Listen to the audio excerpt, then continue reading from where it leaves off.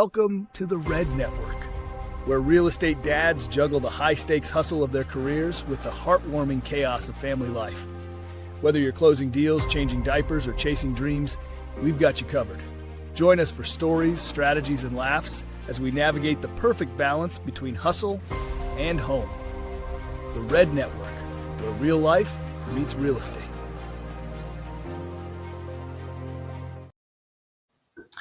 All right, welcome to the Red Network podcast, where we're learning how to balance hustle and home.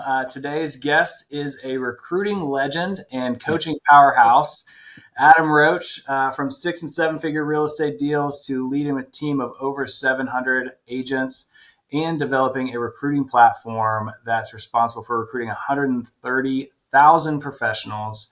Adam knows what it takes to scale big while keeping family first. As the CEO and founder of I Love Coaching, Adam has built a coaching empire designed to help leaders grow, recruit, and build the kind of businesses that fuels both financial freedom and time with people that matter most. We're talking business, growth, leadership, and strategies to make it all possible without sacrificing what matters the most: home. Beautiful. Let's get into it. Adam, welcome. Jason, thanks for having me, buddy. I'm excited to be on here with you. Yeah, man. Thanks for being on here. I know you have a million things going on, so I really appreciate your time. Was there anything I left out? Anything that you wanted to touch on before we get into it? Nope. I love the approach of this podcast. I'm a father of 2 amazing kids. I have a soon-to-be 17-year-old son and a soon-to-be 15-year-old daughter. And if you know anything about South Carolina, which is where I live here in Charleston, I grew up in Indiana, and in Indiana, you can drive at 16. You get your license, unrestricted license. I think it was 16 and a half. And here in South Carolina, it's 15. So having my son been driving now for almost 2 years and my daughter soon to be driving, Jason, if I had any more hair to lose, buddy, I'd lose it right now. I was going to say, I think I know what happened to your haircut. Yeah. Yeah, exactly. Yeah, 15-year-old. I told my son, I was like, buddy, I need to see the start of maybe puberty before you get a driver's license. So we'll have that conversation offline. Yeah. Exactly. And fellow Hoosiers, remind me, I'm from Indiana as well. Remind me where at in Indiana. I know you've told me. Yep. So I grew up in Indianapolis and went to a high school called Ben Davis High School, and then went and played tennis for Indiana University. Had a quick stop, actually at a junior college first called Vincennes University. Oh, yeah. Played 2 years there and then went up to IU and played tennis. And I was still there when Bobby Knight was there. So if that ages me a little bit, that'll tell you the years. Yeah, the heyday. That's awesome. And Yeah. IU basketball is not necessarily at that stage right now, but football, crazy enough, is up there. So I'm sure you're enjoying that. Yeah, that was quite the wild ride that we had in football this year. Though I will say the Hoosiers can have a bad basketball season as long as we beat Purdue, though. That's all that matters. And yesterday we beat Purdue, so that was good. Priorities, right? Priorities. That's right. That's awesome. That's right. Priorities. All right, let's go ahead and get into the questions. You built successful businesses, led teams, created a coaching empire. What were some of the biggest turning points in your career? Ooh, turning points. Yeah. That's a great question. I'll speak very bluntly about myself this entire time. Turning points: growth, maturity, dropping ego, getting closer to God, understanding the world as a servant, not a taker. Right? That was something I really, really, really had to grow into. I mean, let's take a Hoosier. I'm a Hoosier, and I grew up in Indiana. I knew nothing but my grandfather and working hard in the cornfields of West Lafayette, Indiana. They had 2,000 acres that they would farm, and that was actually a legacy piece. And I was one of the first ones off the farm. So I don't know anything about farming, but I do know about hard work.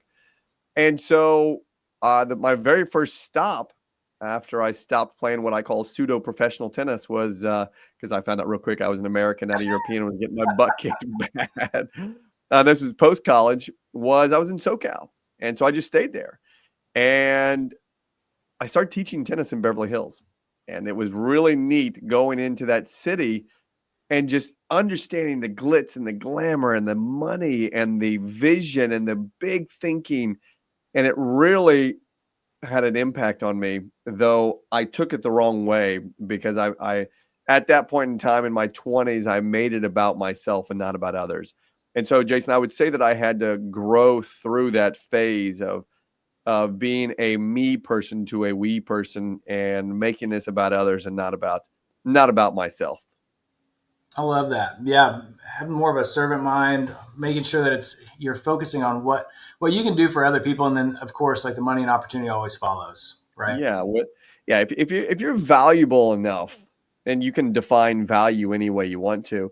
Back in the days, I defined value based on my clients continuing to come back that I was teaching tennis to, right? I was a partner in the tennis club at the time, and so it was the pros staying. That was value. If we look at our world right now with our coaching community, it is coaches coming into the community because we're providing value for them, and so the moment you can make this world less about you and more about others and provide a what we can probably talk about later, a problem solution cycle, that you have a solution to their problem, the world opens up to you for them.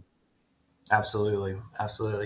And whenever we tie everything into, of course, fatherhood, balancing, being a high performing entrepreneur, but then also high performing dad, right? Yeah. What is a challenge that you faced as a dad while growing your business, and how did you handle that? Yeah, great question. So this was 2000. When was this? This would have been 2008, maybe. So I had made a decision. Gosh, 2008, maybe it's 2009, somewhere around Great there. time to real estate. I had hair. Let's just put it that way. It was back when I had hair, and I was somewhere, and I was on some kind of business trip, and I was really watching the financial dollars at this point in time. And I think it was during the downturn, right, the Great Recession, and so I was watching every penny. And Jason, I'll tell you something that is not a proud dad moment, though I chose a cheaper flight back home.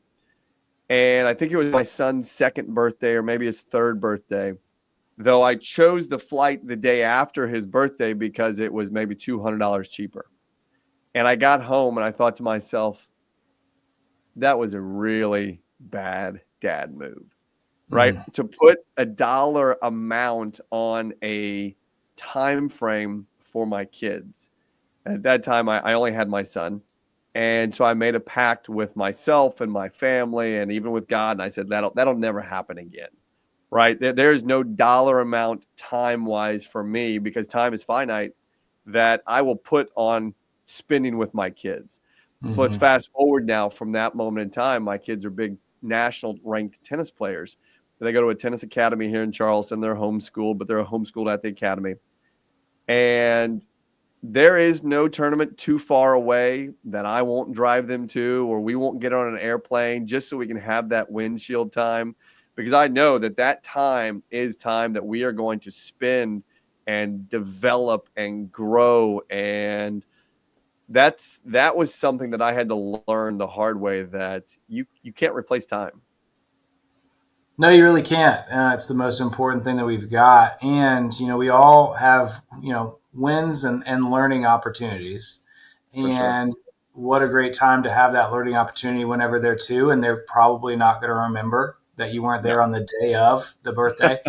But, whenever they're, in their preteens, teens, early adulthood, they will remember whether you were there or not. And no one's going to say, oh man, I wish dad just made a little bit more money or kept a little bit more money. What they will say is, I'm glad he was there. And I think that's the most important. We just experienced the same thing. We were at our biggest convention of the year out in Vegas. And my daughter had a gymnastics meet in Orlando at the end. So I actually had to skip the last day, which for a lot of people, skipping that last day of convention is a big no-no. For me, it was a non-negotiable. And then, two, we had a day full of all things Universal. And I think I've found the hack to make Universal not seem so expensive. And what you do is you go to Vegas the week prior, and then Universal seems actually kind of cheap. It's actually kind of nice. And so I also understand that, gosh, those dollars, you see them going out. But as you've experienced with the tennis stuff, it's, you can't get that time back, and it's just so important. No, you really can't. And the neat part about it, by the way, I thought your story was going to say that you won $10,000 in Vegas and you wouldn't do it at Universal. Not this time. I'm still up on Vegas, but I did not win the 10 grand this time. It's what I love about. I love being a father. Period. The in hard stop. I love being a father. It is for me the most rewarding, refreshing, filling thing there is on the planet. And these kids, I don't care how old they are, they never stop. They never stop growing. You and I we've learned to be educational based, growth based, mindset oriented based, and we can take that and we can pass it to the kids. And I'll tell you a story. This was so this was during COVID. I belonged to this group called GoBundance, and this was pre-COVID, and at a GoBundance event, and this was 2019, I think it was 2019, 2020-ish, 2019, yeah. And Ed Milet was at the event. Now, this was Ed Milet, pre-Ed Milet as we know him. Mm-hmm. And so normally when they would bring a speaker in like that, we would auction off time with that speaker, and then the money would go to a good cause.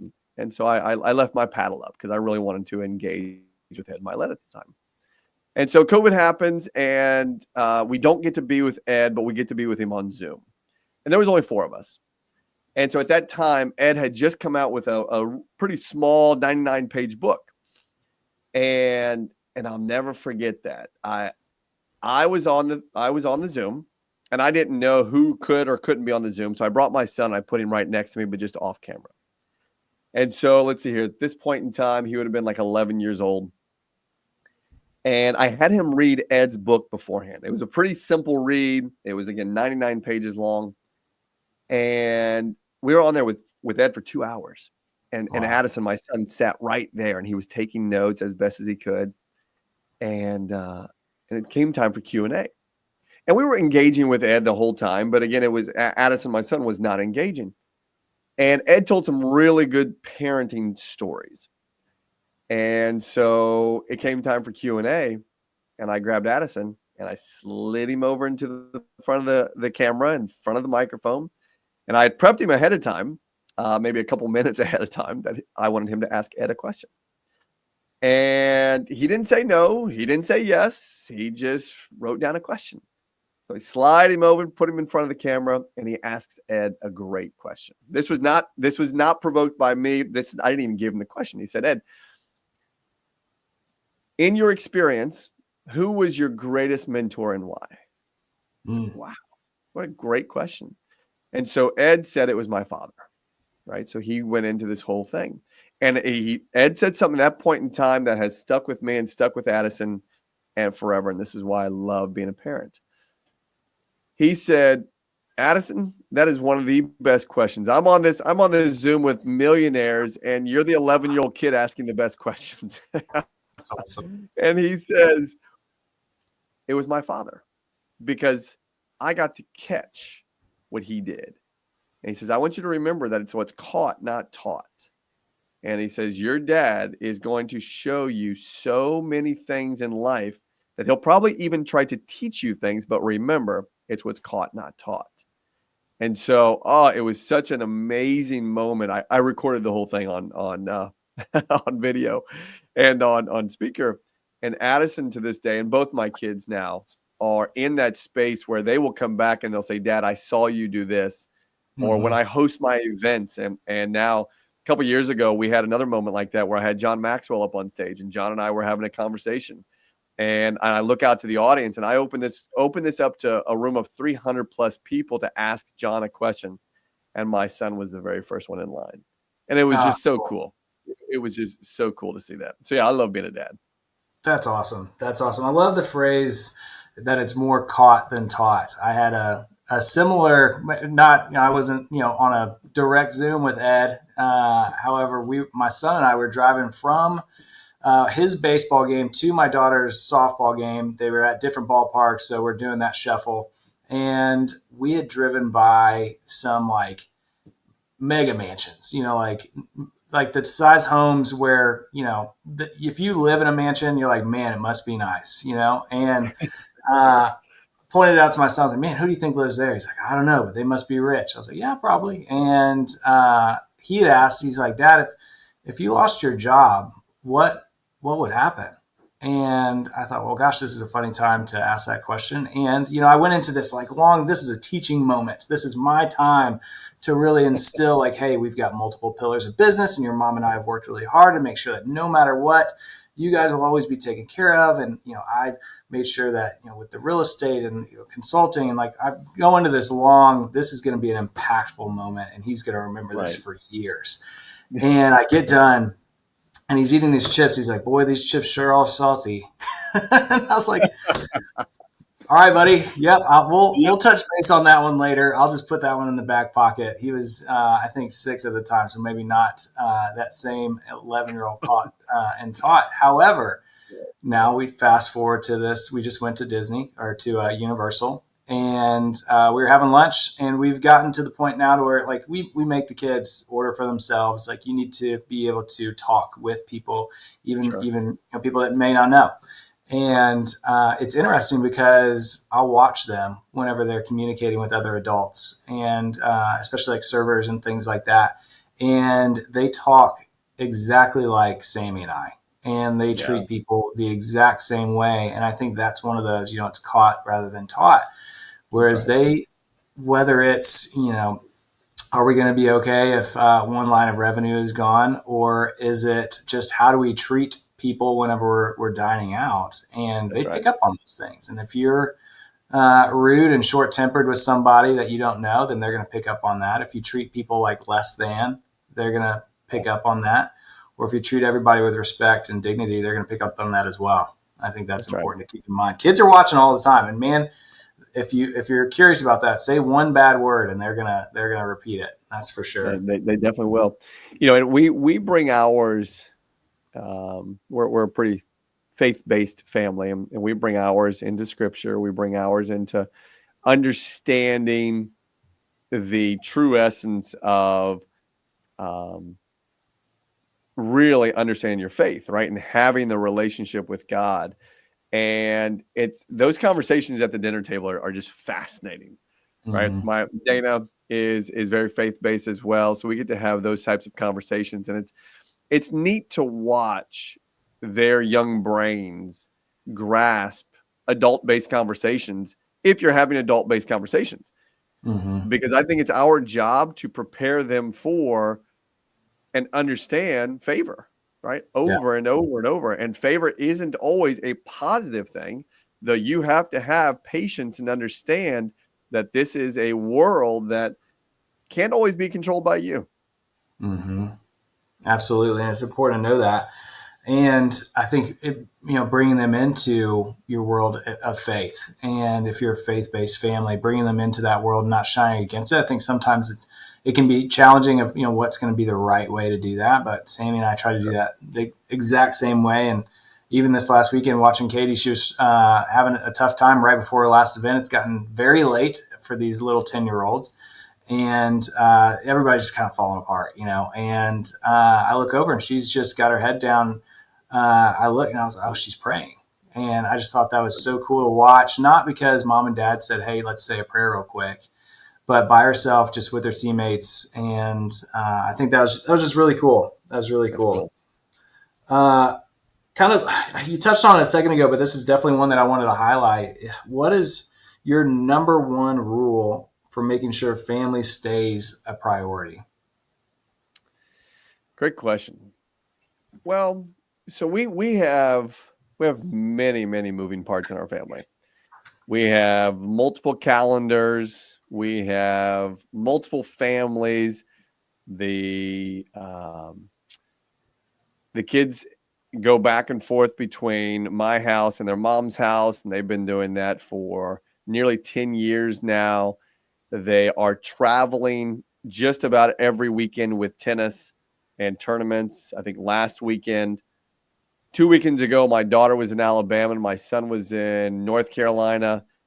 This is a funny story. So at the end of each year, we all slow down, right? We take 2 weeks off and we head down to South Florida and we just release, right? We do a whole end of the year how to, right? And what I mean by how to is we reflect, we engage with what we did, and then we plan next year. And the four of us do that. We all make individual vision boards, and we all have to stand up and present our vision board as to what's important to us about this vision board. It's a real neat thing. If your listeners want to go listen to it, it's on Dana and I's podcast called The Whole Couple, and it's what we do. It's what we do at the end of the year. So here's a funny story. At the end of January, this past January, we were putting our calendars together, and family always comes first, right? And our family, it goes God, Dana, Adam, then the kids, right? And that's the kids know it's in that order. And so Dana was going to be in Kentucky. I was going to be in Utah skiing, and the kids were going to be home alone. We didn't realize that had happened. And so similar to your family reunion example, I cut my trip short because I could only let teenagers stay in the house for 2 nights in a row, not 3 or 4 nights. It's a bold move. Yeah. And they did great. I mean, they're usually never home anyway. They start tennis at 6:30 and they end it usually at 6:30. So they have a long 12-hour day every day. Though we put family, so when we do our planning, so our planning for the next year, because we can't really plan tennis tournaments too far in advance, though what we do is we put family vacations first. Mm-hmm. You've heard this planning style before. We put family vacations first, and we will let the kids choose a vacation that they want to go, and we will work that into our calendar. And cool. So this year the kids have decided they want to go watch Wimbledon, the U.S. Open, or Wimbledon in England. So we're going to take them there in June. So we put on our calendars at the end of the year, the beginning of the year, family stuff first. Then we go into education stuff second, and education includes the kids, right? So if I'm going to an event that applies to the teenagers, well, I'll take them. And if it doesn't, that's okay. They can stay back. This past weekend, my personal coach, Dan Martell, was in town here in Charleston, and he was doing a small little meet and greet. And so I had the kids come, right? That was education. It was on the calendar, and they got to meet a very well-known author of Buy Back Your Time. Mm-hmm. And so that was cool. I love to expose them to our worlds as well. So we keep family first as, gosh, it is our time, and then it's education time, and then it is what we call work time. Mm-hmm. And the kids' tennis tournament, to them, we call that going to work because that's how they get paid. I don't pay them an allowance. I pay them because they say they want to be professional tennis players. So I pay them per round that they win in tennis matches, in tennis tournaments. And that's how they get their allowance. That's how they make their money. And so that's how we keep family first. Family is number one outside of our relationship with God. That's awesome. And I love, Sammy and I do something similar as far as like paying the kids, right? You know, you pay them to provide value. I get paid when I provide value. I don't get paid for doing things that I naturally have to do anyways. I don't get paid to make my bed or, things like that. Go get the mail. But I get paid when I provide value. That being said, whenever the kids are very busy and maybe they don't even have time for a job, even a part-time job, how do those kids get paid? How do those kids learn the value of money and where to spend it and when to save it and things like that? And so grades, sports, doing things outside of the normal in the house to be able to add more money. And then also they've got to spend it. And what do we spend it on? And, we were in this in Universal. I go back to this last weekend again. And I was swiping that credit card left and right, and glad to do it. This is something that we were looking forward to, and it was one of those trips where I've been gone all week, and I was going to be very present with them, and I was going to be the yes man, and that was fine. There also comes a time where it's like, hey man, we can't buy everything here, and so plus we only brought a certain amount of suitcases, and so telling them like, yeah, sure, you can have that, you can buy it. And you can totally get it. But having that money there. one of the hardest things that I've had to do recently with that is our kids get $100 if they get straight A's, right? Okay. Something I never actually did. I got a lot of A's and B's, was typically on honor roll, but never got straight A's. Wow. Yeah. And, my son and daughter have already done it multiple times. Mm-hmm. And my daughter stays very busy with gymnastics, 20 plus hours a week at the gym, and in addition to, school. And Right. she got all A's and a B. And she was so sad. Yeah. And what she should, I told her, I was like, you should be so proud of yourself. This is amazing. You did such a great job. Right. And I wanted to give her that $100 so bad, but I just couldn't do it, right? Because it's, hey, you get $100 for getting the straight A's, and Yeah, for getting sure. the That straight makes A's. sense. What do we need to do to go from all A's and a B to all A's next time? And letting them know that sometimes it's not going to make sense, and that's okay too. Like sometimes getting that 1B, meaning that you got to spend more time with your family or quality time with your friends, or were able to balance gymnastics or whatever the case may be, sometimes getting that B is just fine, and letting them know that as well. Right. So, that's good. Yeah, I love that. That's good. Wrapping us up, one of the last things that I wanted to ask you is, we've got a lot of dads that are in all areas, stages of real estate, fatherhood, you name it. What advice would you give to a dad that feels like he's consistently choosing between work and family? Gosh. I've got like the practical answer, and then you've got the more of the emotional answer. I think it's all about setting expectations, right? I really do believe that it's all about setting expectations. If you're getting called into a work environment and it is impeding on something that you had verbally committed to, that's an expectation that you then get to choose what is the priority, right? Mm-hmm. That's on you to choose. Though in your heart where the priority is, and you're the one that gets to sleep with that choice. So at the end of the day, the way that I look at this, I mean, as I mentioned, my kids are about to be 17 and 15. Time is finite with them. And that's something that I constantly, I'm at a struggle phase with this right now, because I swear my son was just like 11 years old when we were talking to Ed Milet. And now he's, I think they're heading to Georgia this weekend with the tournament team, and our windshield time is getting smaller and smaller simply because now they're doing things that they don't necessarily need me, right? Mm-hmm. And they grow. So I would simply just say, understand your priority and understand your expectations, and set clear and concise expectations. And if you follow through with those expectations, you'll look like a hero.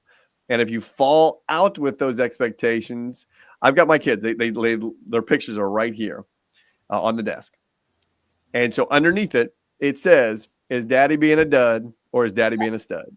Right. And so I have to remind myself that family is first. My priorities are my family. It is our time right now. It's almost 4:00 Eastern time. 5:00 Eastern time, my phone goes in airplane mode, 100% airplane mode. I drive over to the tennis courts. They finish at 6 p.m. And that is my time to be there uninterrupted. We don't talk because they're on the courts. We say hi. Though that's my priority. My whole world knows at 5 p.m., don't call me because, well, you're going to get voicemail. Don't text me. It's on airplane mode. You're not going to hear from me. And you're probably not going to hear from me till the next day.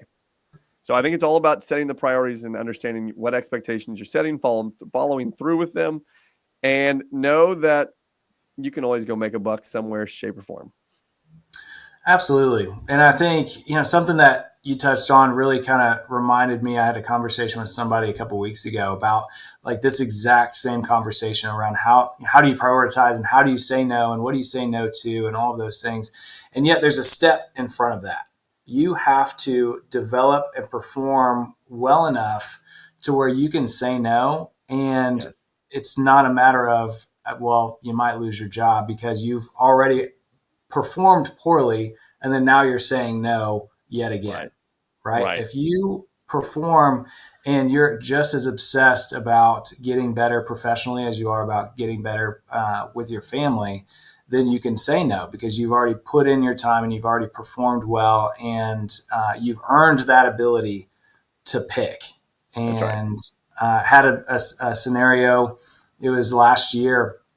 My son's baseball team went to the county championship, had won, and then they go to regionals. And there was a scenario where we've never gone this far. Like, we've never been good enough to even consider that this is a possibility. Didn't even know there was anything after regionals. And our Keller Williams regional meetings were coming up that week. And there was a scenario where if he won this next game, that I was going to have to choose, where was I going to go? And for me, it was a no-brainer. Like, I'm going to his game. And but having that conversation with regional leadership and saying, hey, guys, I just want to give you a heads up. Hopefully I won't be there because my son has a game. And if he wins, he's going to go to the semis. And fingers crossed, but I may not be there. Let me know if there's anything I can do before then that will help. Now, unfortunately, they lost, and I showed up to regionals, and everybody's like, oh, man, Carter lost because you're here. But having that ability to say no, I think, is important because you set yourself up to be able to do so. Yeah, all day, every day. And which is why now in my calendar, Mondays and Fridays, those are my days. Right. I will work Tuesday, Wednesday, Thursday because we travel Fridays, and sometimes tournaments aren't finished until Monday. And so I can book things, but those are my days. Those are my times, which means Tuesday, Wednesday, Thursday, I got to get everything done. I got to get everything done because I know that family's going to be the priority. Being super efficient during that time. Well, I appreciate you taking a little bit of this Monday to spend with us. And I always like to ask, is there anything that I didn't ask you that I should have? Great question. I don't think so. No, you covered a lot there. I just go back to, there is nothing, in my opinion, better than being a parent. And know that doesn't ever stop. And, I look forward to being an old parent. I look forward to being, I mean, parenting to me is such a blessing on me, right? It is a blessing on me that I get to be an example for my kids so they can watch. I got to watch my father. I got to watch my grandfather. You're right. I got to watch all of the elders, if you will, in my family. And I just absolutely love being a parent. That's awesome. That's awesome. Well, Adam, I appreciate you coming on the Red Network. And until next time, I appreciate you helping us understand how you balance hustle and home. So I look forward to talking to you again in the future. Thanks a lot. Thanks, Jason. See you guys. See ya.